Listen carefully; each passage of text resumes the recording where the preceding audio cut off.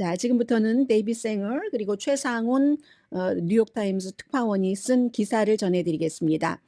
한국을 핵무기들로부터 지키겠다는 바이든 대통령이 재약속. 왜 재약속이라고 하냐면 extended 확장된 deterrence라고 핵 억지, 북한의 그것을 억제하는 확장된, 그런데 그냥 억지가 아니라 확장된, 전과는 조금 다르다 이런 얘기거든요. 그것을 한다는 것을 바이든이 다시 약속을 한다는 건데 결국은 이건 미국이 우리가 기꺼이 한국을 그렇게 방어하겠습니다 하고 계속 강조하는 것은 북한이 그만큼 어느 때보다도 한국에 위험하다는 것을 인정하는 것이라는 겁니다. 최근에 제가 며칠 동안 중요한 그 오피니언 리더들의 의견, 이 같은 의견을 여러분들께 소개를 해드렸었습니다.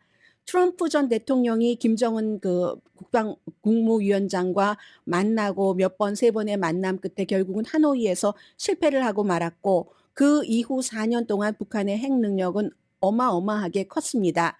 미국과 한국 관계자들이 이 데이빗 생얼 씨는 이 분야의 전문가인데 도대체 얼만큼인지 세기를 카운트하기를 포기할 그럴 정도로 빠른 속도로 확장되고 있다는 겁니다. 미사일 테스트도 너무 자주 해서 저도 올해 몇 번 했냐고 물어보면 잘 모르겠습니다. 혼돈할 정도예요. 큰 헤드라인이 안 될 정도다. 이건 한국에서도 사람들이 또 했어? 그냥 어깨 한번 딱 이렇게 슈럭도 하고 많은 그런 정도라는 겁니다. 그래서 바이든 대통령이 윤석열 대통령을 환영할 때 북한의 핵무장을 포기하게 하는 것이다. 그게 목표라고는 거의 아무도 생각하지 않고 그렇게 말해도 믿지 않는다는 목표가 아니에요. 이제 그렇게 될 수가 없습니다. 북한이 헌법까지 고쳐서 방어용이 아니라 선제 공격도 핵을 가지고 할 수 있다고 얘기를 하니까 그건 안 되죠. 대신에 바이든 대통령은 가장 확실하게 윤석열 대통령에게 확장된 억제력, extended deterrence라고 이것을 이제 해줘야 된다는 겁니다. 필요할 때 미국의 핵 자산을 이용을 해서 북한을 설득하든지 북한에 대응한다는 서약, 오늘 그 선언문에 서명을 한다는 거잖아요. 결국은 이 말은 지난 30년 동안의 모든 외교적 노력이 실패했다. 또 제재도 해봤지만 경제 제재, 개발을 하고 뭐 약속 이것도 다 모든 평양의 핵 프로그램을 끝내는데 실패했다는 것을 확인하는 날이라고도 얘기를 합니다. 북한의 핵 능력만이 탑픽이 아니지만 오늘 얼마나 많은 일이 있어요.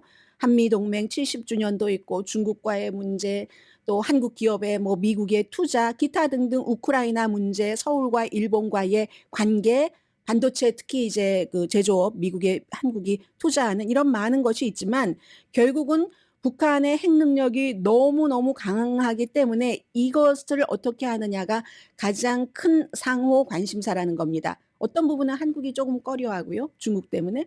어떤 부분은 또 조금 더 해주지. 뭐 일본에 대해서 뭐 이렇게 만약에 미국이 생각한다면 또 이것도 또 어느 나라인가는 불편할 거고 그렇기 때문에 최근에 하버드 코리아 프로젝트라는 그 프로그램이 있었는데 거기서 여러 전문가들이 김정은의 목표는 그 핵무기를 적어도 영국이나 프랑스만큼은 확보하는 것이라고 합니다.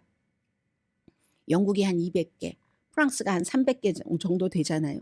정확하게 몇 개가 있는지 아무도 알 수 없고 한국은 한 개도 없고 미국 것도 지금 한국에 없고 바이든과 윤석열 대통령은 뭐 완전하고 확인 가능하고 돌이킬 수 없는 한반도 비핵화 추구 트럼프 전 대통령 때 문재인 전 대통령과 너무 많이 얘기했었던 겁니다. 이것을 추구는 한다. 뭐 말이니까 하긴 하겠죠. 그러나 북한이 그러면 뭐 합니까? 바이든 측에서 전화를 해도 전화를 안 받는데 한국의 전화도 완전 무시하는데 그렇기 때문에 북한의 핵 프로그램은 이제는 돌이킬 수 없는 지점으로 갔다.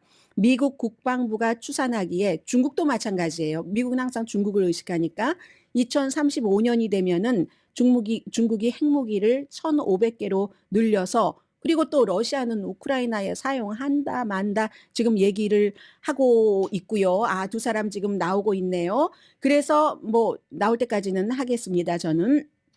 그렇기 때문에 북한과 대화를 하기 굉장히 어려운 시기고요.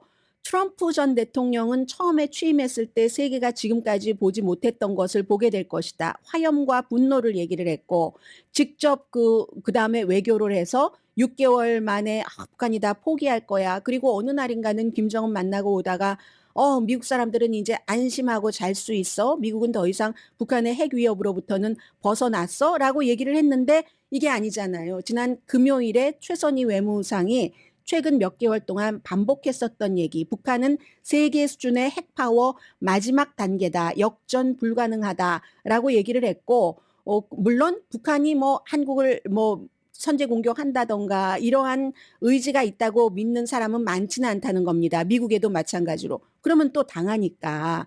그렇기 때문에 그렇지만 미국 관계자는 뭐 예전에 트럼프 전 대통령처럼 비치에 뭐 호텔 지어주고 어떻게 해주고 대신에 핵무기 포기 이 시대는 지났다고 보고 있는 겁니다. 그리고 북한의 최고의 목표는 하버드 그 이벤트에서 결국은 왕조를 지키는 것, 자신들의 세습을 하는 것, 그러려면 핵무기가 있어야 된다라고 보는 거고요.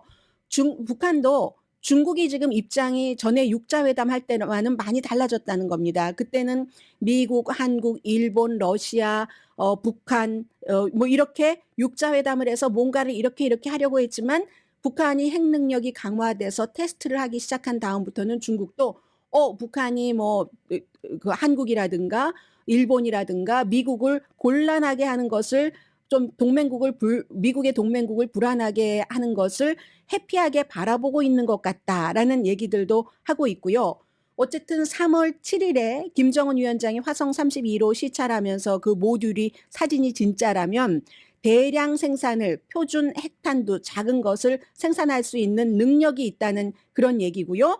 그리고 한국 관계자들은 북한의 이 같은 주장이 과장됐다라고 얘기를 하지만 그렇지만 이게 분명히 굉장히 늘어나는 것은 사실이고 아무튼 그러므로 지금 바이든 대통령과 윤석열 대통령은 공개적으로 확장된 북한의 핵 억제력에 대해서 얘기를 하면서 며칠 전에 맥스 부트 워싱턴 포스트 칼럼니스트가 얘기한 것처럼 더 정규적으로 더 눈에 띄게 핵 잠수함이나 뭐 그런 뭐 전투기 등등을 한국에 보낸다. 트럼프 시대에 축소됐던 것을 다시 한다 하는 그런 얘기입니다.